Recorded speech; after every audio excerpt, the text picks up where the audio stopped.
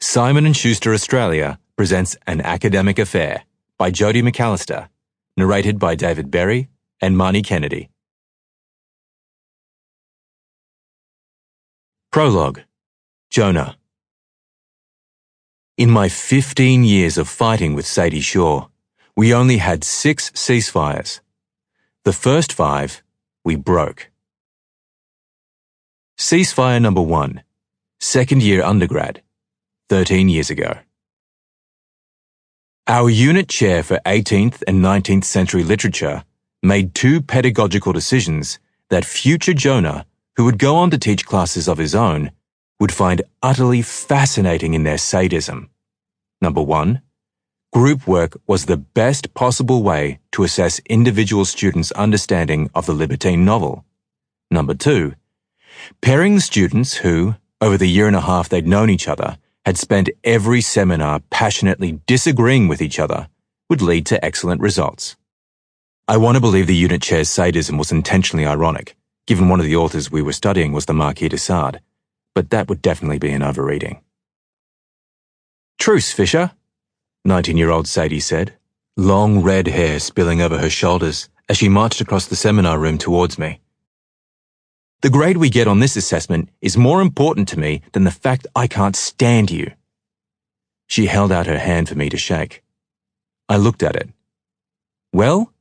she demanded. "Fine. Truce, Shaw," I said. "Our grade is the most important thing."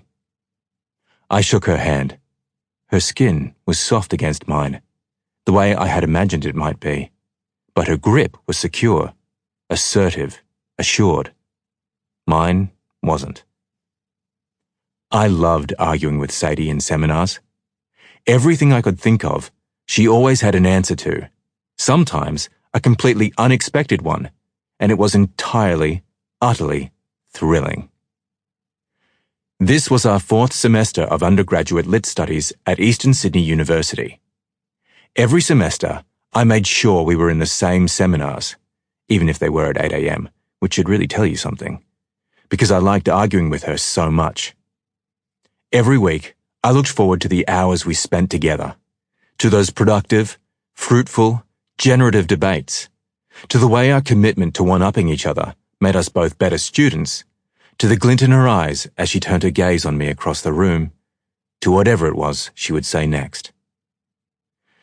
Before I started undergrad, I had been determined not to follow in my father's footsteps.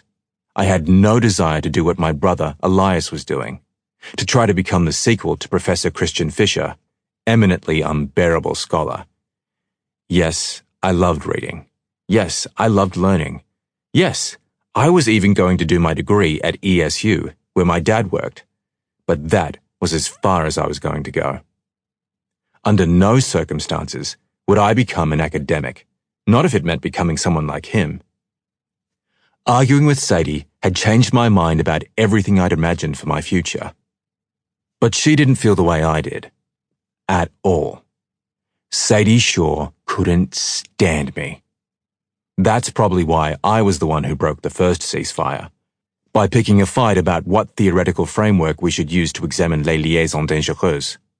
It was incredibly immature of me, but it was far easier to make myself unlikable than to try and understand why the girl I'd been psyching myself up to ask to be my date to my sister Fiona's farce of a wedding hated me so much. This assignment marked the only time I ever received less than a high distinction in my entire undergraduate career. Don't have her transcript in front of me, so I can't cite this claim, but there is 0 doubt in my mind that the same was true for Sadie. Ceasefire number 2. Graduation. Undergrad. 10 years ago. Because we were both compulsive overachievers, we each did a double bachelor's degree. Arts law for her, arts economics for me. I put this in the footnotes because while it is interesting, it is not especially relevant. Our second degrees never mattered again. And then an honours year. By the time we graduated, Sadie and I had been arguing with each other for 5 years. Tensions had ratcheted up between us after that first broken ceasefire. Never underestimate the power of a young man with wounded pride to double down on the behaviours that will ensure his unrequited crush forever remains unrequited. Sample complete. Ready to continue?